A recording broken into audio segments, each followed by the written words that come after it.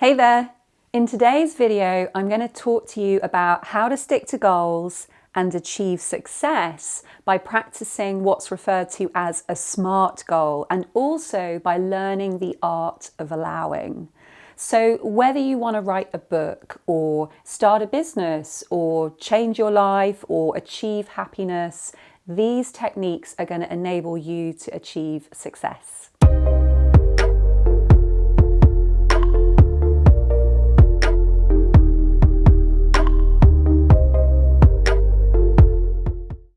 In my work as a life coach for writers and creative entrepreneurs, I have found that there are two really common reasons that people don't stick to goals and they don't achieve success. So that first reason is that they haven't made their goal clear enough. And so we're going to go into that. And then the second reason is that they don't actually believe that their goal is possible. So when we use SMART goals, it really helps us tackle both of those two obstacles. SMART goals help us really develop their clarity, and they also help us begin to believe that our goal is possible. So let me take you through what a SMART goal is. So SMART, S-M-A-R-T, it's an acronym. So we're going to go through what each of those letters stands for, and it's going to help you stick to your goals and achieve success. So the S stands for specific. So there's a real difference between, say, having a goal which is, oh, I really want to change my life, versus having a goal which is, okay, I want a career where I'm working 4 days a week and I'm working from home and I'm living in the countryside and I'm working for myself and I have a relationship with a loving partner in which we spend an hour a day communicating openly with each other. So you can hear there's a real difference between that second goal. There's lots of details, there's lots of specificity. And so that's why people aren't sticking to their goals, because their goal doesn't have that clarity. If we say, oh, my goal is to just change my life, can you see that goal? So for me, that's a really powerful question that I ask both myself when I'm coming up with new goals, and I also ask my clients. Checking in to make sure your goal is specific with that question, can I see it? So I can't see change my life, but I can see working 3 days a week, living in the countryside, having a relationship with a loving partner and having communication with them an hour a day. So asking yourself that question, can I see my goal? And really understanding that unless you can see something, you're not going to be able to stick to it, because it's like, oh, I don't even know what I'm sticking to because I can't even see it.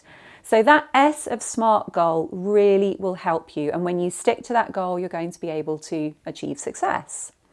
Okay, so let's look at the M. We've got specific for the S. What does the M stand for? So the M stands for measurable. So in order to stick to a goal, in order to achieve success, you have to measure how close are you to that goal? How close are you getting to that place of success? So just in the same way that if you were on a walk and you saw a tree in the distance, and you would be able to be walking towards that tree and seeing, oh, I'm getting closer to that tree. And that's going to inspire you. It's going to inspire you to keep going. But if you didn't see anything in the distance and you were just on this walk, you wouldn't really feel like you were getting anywhere. You wouldn't be able to know how much longer you're going to be on that walk for. So you have to find a way to calculate each day, each week, each month, each year, how much you're closing that distance. So I really recommend to my clients that each day they're journaling. What did they achieve the day before? How much closer are they to their goal? Now, you might be thinking, yeah, but sometimes a day goes past and I don't really do anything that's relevant to my goal, but you can still measure it. So it might be that I get to the end of a day and I measure something new that I've learned. And I think, well, because I now know this piece of information, I feel that I'm now closer to achieving my goal. And sometimes a failure or a mistake or a setback is also something really important that we can measure, because we can either say, oh, I failed today, so, there's my goal and I'm not any closer. Or when we're doing that intentional journaling, we can say, okay, I had this setback, but this is what I've learned. And now that I know this, I feel like I'm closer to my goal. So that daily journaling, how am I closer? How can I measure my advancement? And then each week, okay, how can I measure my progress this week, each month and each year? And that really helps you to stick to those goals, because you see that you're getting closer, you're closing that gap between you and that specific thing that you want. And you're able to see, okay, I'm now this far from achieving success. I'm now this far from achieving success. So that M, that measurable, is so important. Without that ability to measure, you're not going to stick to your goal. Okay, so the A. The A stands for achievable. And here's where we come back to what I said about one of those common areas that prevent people from sticking to their goal, is that they don't believe it. So the A is really important. The achievable really helps you understand, does it feel achievable? Do I believe it? Now, here's the thing about a goal. It does feel a bit edgy. It does feel a bit like, ooh, I don't know, I'm not sure. But that's a good sign, because it shows you that you don't currently have it. It shows you that right now it's beyond what we might refer to as your comfort zone, like what's currently going on in your life, what feels familiar. And a goal is meant to be outside of that comfort zone, because if you already had it, it wouldn't be a goal. But you want to make sure that it isn't so far out of your comfort zone that you feel frozen, or that you feel so fearful that you're not going to take action, or that you're going to run the other way and sabotage the whole goal. So you want to really get a sense of it. How achievable does this goal feel? Now, here's what you can do when it comes to this whole idea of being achievable. Let's say I had a goal where I wanted to jump from the ground onto the top of a house. I'm like, oh, that feels really edgy. Like, that pretty much feels impossible. But also, I want that to be my goal. Like, it's really important for me. I want to be able to jump from the ground onto the top of a house. So what we do in terms of making it achievable is we then break it down. So I think to myself, well, what can I do that's going to take me closer to that goal that feels manageable here and now? So it might be, well, it feels manageable to start training on a trampoline, to start improving my ability to jump. And so you're breaking the goal down into achievable steps. And then you're able to measure it, right? You're able to measure, well, did I get my trampoline? Have I started my training yet? And if you are training, how is my training going? Is my jumping getting higher? Are my muscles getting stronger? So when you break it down into those achievable steps, suddenly you've got more data to start to measure your progress, and you've got more clarity on each step and what success looks like for each step. So success is, I got a trampoline, woohoo, little bit of a success that's been achieved there. Next step, success is that I'm able to jump on that trampoline for an hour a day, woohoo, I've measured it, I've achieved it. So you see, we're breaking it down, we're being smart about it. It's specific, it's measurable, and it's achievable. Okay, what about the R? So the R stands for relevant, and this is a place that I got stuck at in my 20s, which really prevented me from sticking to my goals. So relevant means that you need to be really clear that you specifically benefit from your goal, and that also it's relevant to things that interest you, or things that you're passionate about, or skills that you already have. So back in my 20s, I was always trying to please other people. And so I was often doing things that they wanted for me. I was trying to have a career that my parents thought was a great career. I always wanted to work for myself. I always wanted to be a creative and an entrepreneur. But my parents were like, that's not stable. That's really scary. You should just have a proper job. And so I was so busy trying to please them, but I wasn't sticking to any of my goals because I didn't care about what they wanted for me. As soon as I started to be like, what's relevant for me? What's relevant to my passions? What do I believe in? What's important to me? I came down to writing's important to me, performing's important to me, public speaking's important to me. I love helping others. I love the idea of being able to work for myself. I love the idea of being able to spend as much time in nature.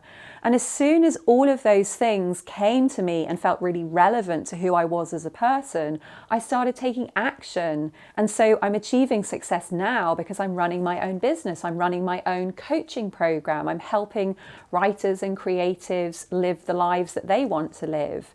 And so make sure that your goal is beneficial to you. We can't have a goal for somebody else. We're just simply not going to have the motivation to stick to it. And also make sure that it is relevant to at least one skill that you have, or an interest that you have, or something that you feel strongly about. Again, otherwise you're just going to lose interest in it and you're not going to achieve that level of success that you deserve. Okay, so we've got make your goal specific, make it measurable so you can measure what success looks like and how close or far away you are from it. Making it achievable, it has to feel achievable to achieve the level of success that you want, and also making it relevant to you. So what does the T stand for? So the T stands for time bound. Really, really important. You've got to put a date on it. You've got to put a date on when you will have achieved your goal, when you will have got there, when you will have that success that you want. And again, that means that it has to be specific, because you can't have a time for something that isn't specific. So it's another really great way to make sure that your goal is specific.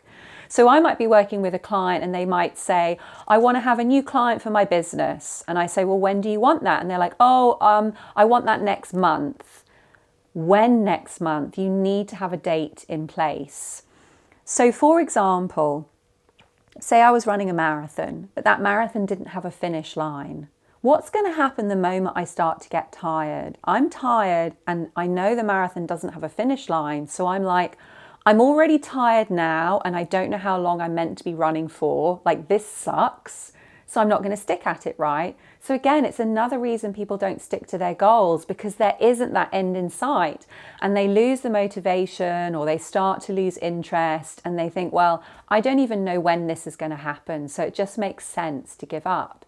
But as soon as that deadline is there, as soon as that finish line is there, you can measure it. You can think, well, I'm feeling tired, but I've only got a little way to go to complete the next step of my goal. I've only got a couple more days or a couple more months before I'm at that next level of success.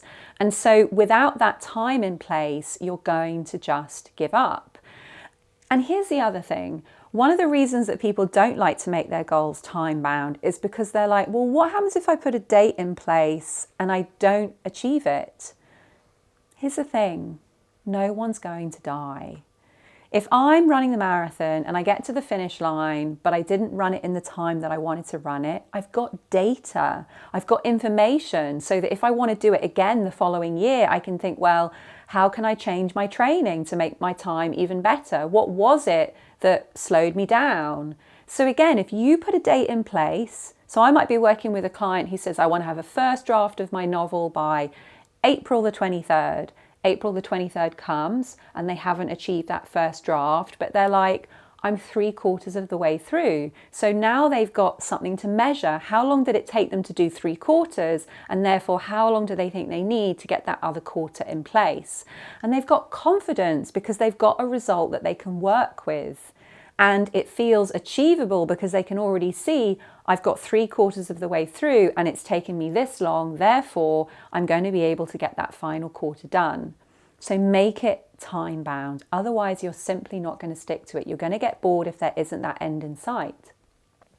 Okay, let's talk about the art of allowing. So for me, the art of allowing is like that little bit of special sauce that we just put on top. We're trying to stick to our goals. We're trying to achieve success. And this practice of the art of allowing is that special sauce that makes it all popular. So I really want to dig into that. But I just want to let you know, like, let's just recap on this idea of sticking to goals and achieving success and this idea of clarity. Because for me, being able to create the way that you want, or live the way that you want, or earn the way that you want is so important to have that clarity around. So I just want to let you know that I've got a masterclass that's really going to help in this area. And at the moment, I'm offering it for free. So check out, there is a link below and you'll be able to access that masterclass and go through some really nice steps to give you clarity on how to create, live and earn just the way that you want, so that you're going to really be able to step into that place of having smart goals around your life and around your career and achieve that success. So as I said, we also want that little bit of special sauce, this art of allowing. So very simply, if I'm carrying something, how am I going to have my hands free to allow the success that I want? So when we create a goal and we've got this idea of this is the success that I want to achieve, we've got to understand that our current life means that we're already holding stuff. So in order to achieve that new level of success, we've got to make our hands free. And that is the art of allowing. And so you need to ask yourself, what have I got to put down to allow this success to come to me? So it might be that you need to put down a habit that isn't serving you. It might be that you need to put down a relationship with someone that isn't getting you to the place that you want to get to. It might be that you have something that's competing with your time, a responsibility, and you need to put that responsibility down so that you can allow yourself to spend the time that you want to spend it so that you can achieve the success that you need. So really, what do you need to allow yourself to do or to let go of in order to stick to your goals and achieve success? And let me know in the comments below. Like, for me, this is a real game changer, this idea of that's what I'm putting down to allow the success to come to me. So share that with me in the comments below. What do you need to put down, let go of, put aside, take out of your hands to allow the success that you want to come to you? I'd love to hear from you in the comments below. And also, don't forget to grab that free masterclass, Create, Live and Earn Just the Way You Want. And I look forward to seeing you on the sofa next Monday. Take care until then.